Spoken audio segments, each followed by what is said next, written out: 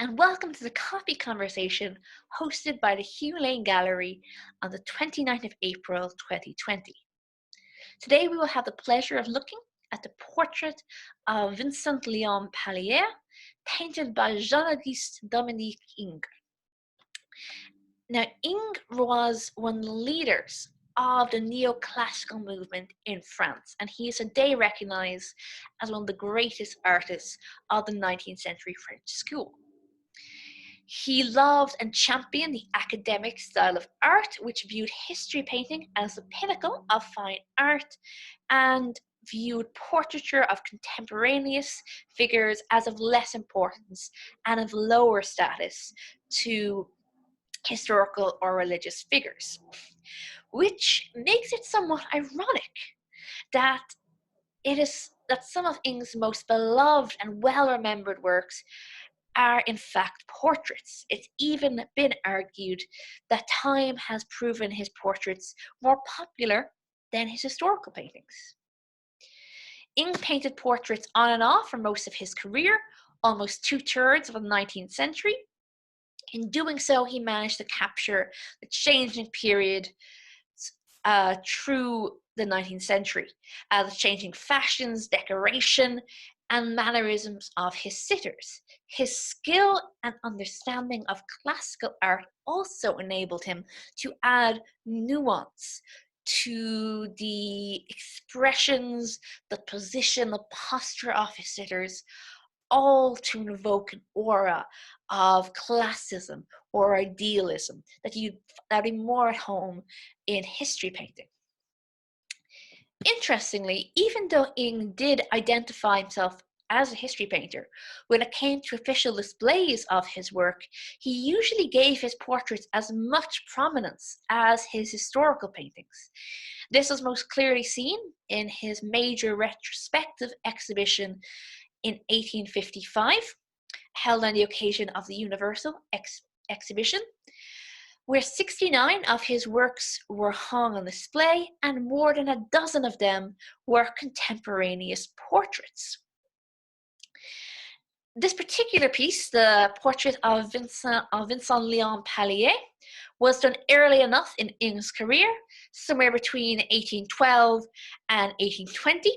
In his portrait, we can see the likeness of young Louis Vincent Pallière, who was at the time working in Rome alongside Ingres, and it is very likely that the two of them knew each other well. Ingres himself had been born in Montauban in France in 1780. He was initially a student in the studio of the famous French artist David, but in 1806, Ingres left Paris after winning a stipend from the Prix de Rome. He traveled first through Milan, Bologna, Florence, before finally arriving in Rome in October at the Villa Medici, the new seat of the French Academy in Rome. He only stayed a few weeks in the actual villa itself, very soon moving out into the pavilion of San Gaetano, which had a studio adjacent to it situated in the villa grounds, giving him a good bit more space and somewhat more privacy to work. And Ingres immediately absorbed himself into studying the art of Rome, from the remnants and monuments of the ancient Roman Empire through the work of the High Renaissance, and even contemporary art. He produced hundreds of sketches based on his study, which all now exist in the Muséum in Paris, in France. He also worked on his envoy, his required works in history and figurative painting, which is a student he was responsible to send to Rome for assessment.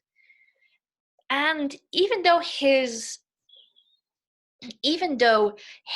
time at the Villa Medici came to an end in 1810, he continued to be entranced by Rome, so he chose to stay on, moving out of the Academy grounds and into rooms in the nearby Pinco Hill. As he no longer had his Academy stipend, he needed to learn how to earn an income in Rome. He was able to cultivate contacts. He met the 1809 Salon and he found his main patrons among the community of French officials who had come to Rome for administrative work. His portraits of these officials followed the tradition of the 18th century paintings of the Europeans on the Grand Tour, which had been made famous by artists like Pompeo Bottoni. And for a time, everything was quite well paid. But the fall of the Napoleonic Empire in 1814 left him in a very difficult position. Having lost most of his French patrons, he now struggled to find work and income. And fortunately, in his case, all those years spent on portraits for the French officials had given him the skills needed to survive this regime change. He was now able to make a living by drawing portraits of post-war visitors to Rome, particularly the British. From 1815 to 1818, he produced a large number of these portraits on graphite, in graphite on paper. And you can see, looking at the portraits, Ingres had a very kind of identifiable style. He did very beautiful, detailed heads, but left the rest of the body and the background in a much more sketchy, quickly done manner, using simply blocks of graphite or simple line work. He was not happy about his change of circumstances, as he still viewed himself as a history painter first and foremost. On one occasion, a tourist knocked on his door asking, "Is this where the man who draws the little portraits lives?"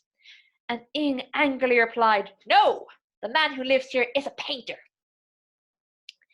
However, these drawn portraits are wonderful glimpses into the world of Rome at the time. They document not only the clothing, the locations, the mannerisms, but the very unique sense of the time period.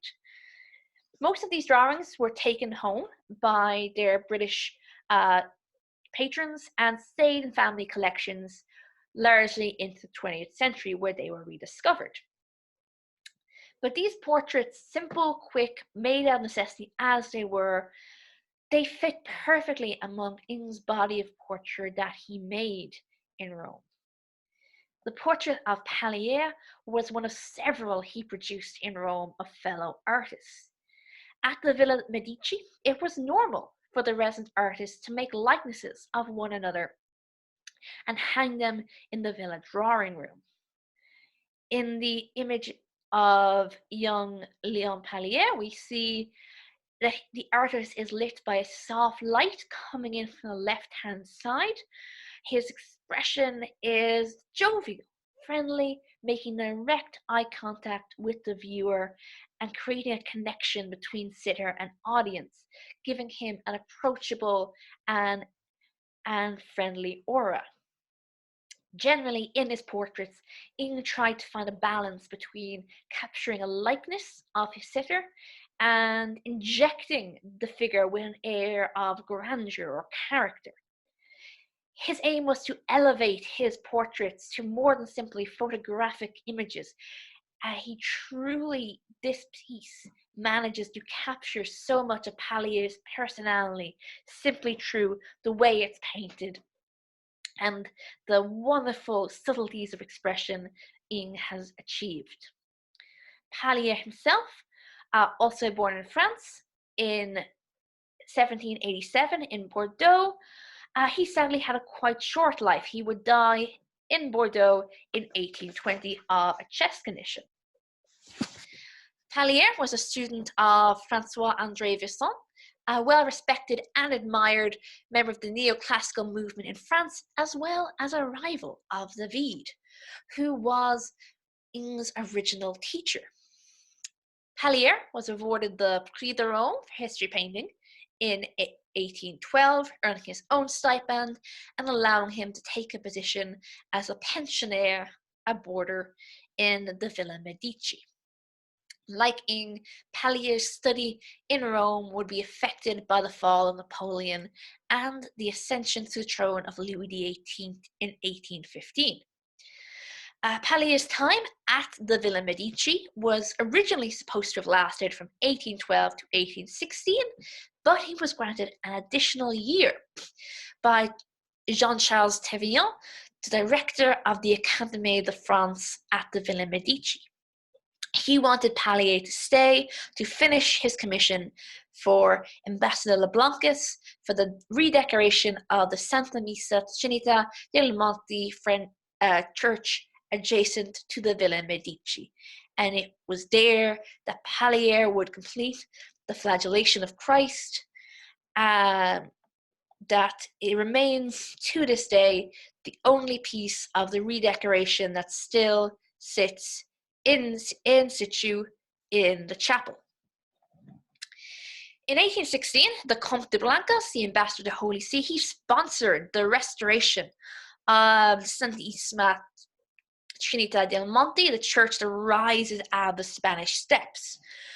He arranged with Charles Thévillon, the director of the French Academy, that for current borders at the Villa Medici to create works for the church. Blancas was having the church restored through his own money, and he appointed as an architect Francois Mazoy, who was a close friend of Ingres. He was working on the advice of Charles Thévillon, and the intention of Blancas was to transform this church into a sacred national museum, which would demonstrate to foreigners the perfection of the French school of art. And Palliere's, and we can see in this line of Palliere's completed painting and this study, which is now in the Metropolitan Museum of New York, that the work was very much in the neoclassical style, so popular among history artists at this time. Except for the greater detail and high finish, there isn't actually a lot of difference between the study for the flagellation of Christ and the completed work. In addition to Pallière, there were other artists working on the redecoration, such as Jean-Auguste-Dominique, Henry Joseph de Fossier, and most importantly, Ingres. Now, Ingres was actually had a fan in the Ambassador Leblancus who quite enjoyed his small-scale historic works. And as in 1816, Charles Thévillon had become director, he was not only a fan of Ingres, but ended up becoming a great assist for him, someone who would strive to secure commissions for Ingres over the following difficult years in Rome. He was the one who secured the commission in the Trinità del Monte. The work Ingres produced, Christ giving the keys to St. Peter, was something that Ingres was especially proud of. And it began to be widely regarded, as well as being one of the first critical successes of his that would end up being a major stepping stone in his regaining commissions and work from France. In fact, as Ingres began to become widely regarded, he began to petition for the painting to be removed from the church in Rome and sent to France. It eventually arrived in Paris at the Louvre in 1842. On the strength of this one painting, Christ giving the keys of heaven to St. Peter, Ingres was asked to produce a painting for a cathedral in his hometown of Montauban, the vow of Louis XVIII. And it would be that painting which would finally bring him the fame and success at the Salon that he had so long sought for in 1824. And so it is clear, at least from this, that Pallière and Ingres would at least work very closely together on these commissions for this church. But make no mistake, Pallière was not the only artist that Ingres painted. Even his time at the Villa Medici, he formed friendships with musicians, architects, artists who were working across Rome, such as in this early portrait of François Maurice Grenet, so full of life and warmth, it seems to be a testimony to the friendship the two artists shared. The style of landscape in the background of the Granet portrait, as well as its quite soft, almost watercolor-like application, suggests that it may have been painted by Granet himself, making the work a collaborative piece rather than a pure piece of portraiture. And you'll note, though, that the very detailed background to this portrait is something that would slowly disappear from his portraits of his fellow artists. In 1815, he produced this portrait of Jean-Pierre Quarto. In fact, he produced two portraits of him. This particular, very noticeable, striking piece is now at the Musée du Louvre. The two were likely very close, and he made multiple portraits of him. And when we look at the painting of Quarto and compare it to Pallire, we can see the similarities: a simple neutral background done in thin layers of paint, the wide-eyed and striking stare of the artist that makes one feel as though the artist is as much observing the viewer as they are being observed. Another painting of a winner of the Prix de Rome by Ingres was Jean-Auguste-Dominique. This work, again, is done in very free brushwork, well, with a lack of finish or refinement that suggests it was very much an informal work and not a finished, completed piece. Probably more as a portrait for a friend as opposed to a finished commission. The canvas is primed with the typical red ground, and you can see that as it slowly shines its way through the coat, the hair, and the neutral background behind the figure. You can also see this red ground slowly begin to appear in the portrait of Pallière as well, equally suggesting that the portrait of Pallière would probably have been an informal piece done as a gesture of friendship as opposed to a prestigious commission. Here we also have the portrait of Paul Léon, again very freely painted, very painterly at the brushstrokes. If you look at the collar, particularly of the thick jacket, you can actually see visible brushstrokes, something that Ingres very rarely ever had visible in his work. Again, suggesting that this was something more of a piece between fellow artists and less of the grand finished works that he became so internationally famous for. However, all these images, these portraits, they all seem to follow a common thread. Soft, lovely light falling on them from the left side of the image, striking gazes that look out at the audience from the canvas. You have these dark backgrounds which make the light and highlights of the face stand out even more. Tall jackets with high collars. These are very much real life and unidealized portraits of the artists that Ingres knew in Rome. However, it is clear that even if the portrait of Pallière was informal and made a gesture of friendship, he nonetheless took a lot of time to add the layers and layers of finish to the pieces. Unlike the Paul Léon work, we can see there is no visible brushstrokes in the painting of Pallière. There is in fact another portrait of Pallière, painted by a mutual friend, both of Pallière and Ingres, Jean Allo. Allo's painting from 1817 depicts Pallière in his studio, playing the guitar, surrounded by prints and casts before an open window, bathing us in the light coming in from the gardens of the Villa Medici.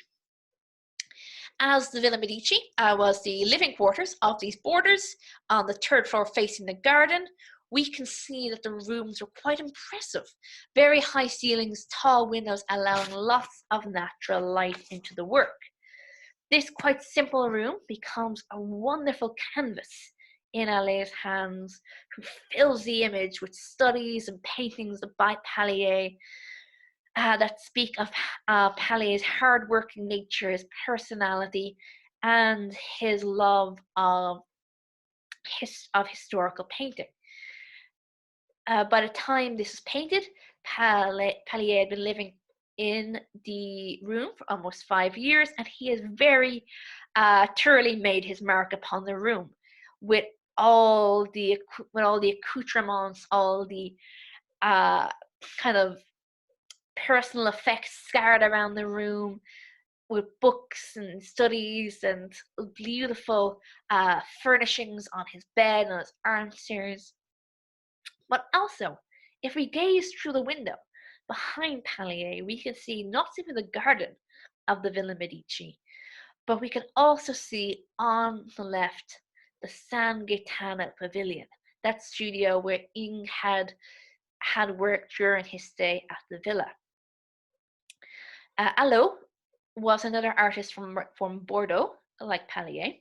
He entered the same studio as Pallière in 1807 under the guidance of François-André Vincent, and the two of them became lifelong friends. Allais was awarded the Prix de Rome in the category of history painting in 1815, which enabled him to spend the years 1816 to 1820 as a pensioner boarder in the academy, and he largely remained in Italy until 1824. During this time period, he made several paintings of his fellow pensioners, and this piece is one of several he produced that show artists in their quarters in the Villa Medici. The three paintings that Allais made of the studios were Pallière, François-Edouard Picot, and Ingres himself. Allais' portraits are distinctive in that they show young artists within their own space, filling the environment in a natural and somewhat chaotic manner. This seemingly unexpected glimpse into the artist's studio will be repeated by several other artists, such as Léon in his own self-portrait of 1818 of his own room in the Villa Medici. You can recognize again the tall ceilings, the large windows letting in lots of natural light, and the cypress trees of the garden of the Villa Medici visible. And these paintings as a group, what they do is they act as sort of a snapshot into the lives of French artists working in Italy, and as complete portraits, even though the figures themselves are quite indistinct, situated in the middle ground. By painting the entire space, the personal living quarters of these artists, they capture a likeness of their mannerisms, their personalities, their methods of producing work, all on these quite small, intimate canvases. This is the other painting by Allais, painted in 1817. Here we have François-Edouard Picot, another winner of the Prix de Rome. And if we look through the window for this painting, we will not see the garden of the Villa Medici. In fact, we will see St. Peter's Basilica. This is very likely a fabrication for the painting, as the studios did not face the Basilica of St. Peter's. Possibly the idea was that this very picturesque view would make the painting more of a souvenir of Picot's time in Rome, as opposed to an accurate documentation of what the view actually was like. Also in the background, beside the plaster cast, there is a drawing of a man's head, which appears, we believe, to be a portrait of Allais himself that was given to Picot. So even now we see there is a lot of trade and collaboration between these artists. They are creating works for each other, sharing works, passing it around all together, really lending their skills to one another and helping the artists grow through the mere presence of these other figures. The third painting of the art studio that Allo would paint was a studio in Rome of Ingres. Now here we see a somewhat different room, as unlike Pico and Pallière, Ingres was not in the Villa Medici at this time. He instead had his own studio down the road from the Villa Medici in the Via Gregoriana. We can see that Ingres has stopped playing his violin just for a moment to look at or talk to his wife, Madeleine, who he married in 1813. He had met his wife via an introduction from the wife of a senior court official, and after a brief correspondence via letter, Madeleine travelled to Rome in September 1813, and she and Ingres are married by December. By all accounts, they seemed to have a very happy marriage.